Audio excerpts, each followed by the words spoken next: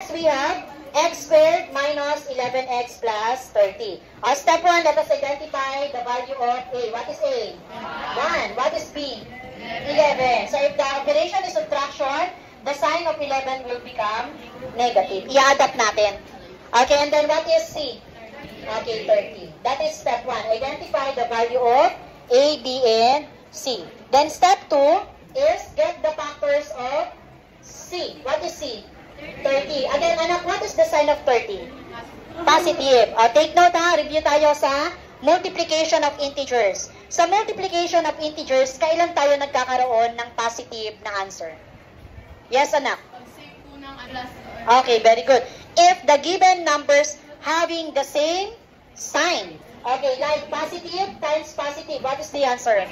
And negative times negative, positive pa rin. So meaning, papasok din po dito ang negative numbers, lalo na kapag ang letter B natin ay negative. So take note, kapag si letter C ay positive at si letter B ay negative, ito ang gagamitin natin.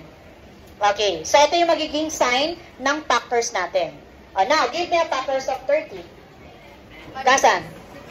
6 times 5. What is the sign of 6?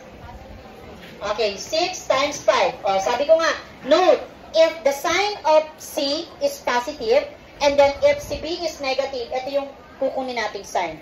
Meaning, the factors of 30 are negative 6 and negative 5. Check natin, pag kinuha natin yung sum, kung lalabas agad si negative 11.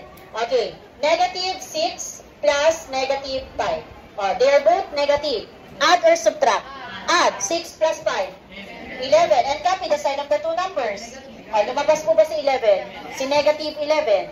If yes, stop ka na dito. Hindi mo na kailangan isulat yung iba pang factors. Nakuha agad natin. What we're going to do, step 4 na tayo. Write two parentheses.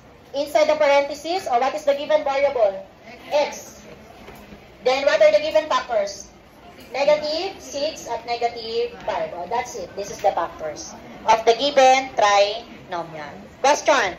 Another example. Again, the given trinomial is a squared minus 3a minus 10. Step 1. Identify the value of a. Anyone? Bautista? Stand up, anak. What is a? 1. What is b? What is the sign? May tinawag po ako, ha? Then what is c? Negative 10. That is step 1. Identify the values of a, b, and c. Then step 2.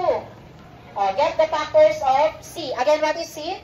Negative 10. Review ulit tayo. Multiplication of integers. Kapag ang product ay negative, ang factors, ano ang sign? Kailan nagkakaroon ng negative na product? Very good. Kapag ang sign ay iba, meaning, ang sign ng factors natin dapat ay isang positive at isang negative. Now, na-identify na natin yung sign ng factors. Give me a factors of 10 na po. Rahero. 5 times 2. Anong sign? Isang positive, isang negative. Pwede rin pagbalik ka rin yan. Pwedeng negative 5 at positive 2. Kasi equal pa rin siya kay negative 10. Check natin kung kukunin natin yung sum, mapapalabas na natin si negative 3. Get the sum. 5 plus negative 2. Same sign, unlike. Add or subtract? Subtract. 5 minus 2. 3. What is the sign of the bigger number? Positive 3. Ang kailangan natin ay negative 3. Proceed tayo sa pangalawa. Naintindihan po?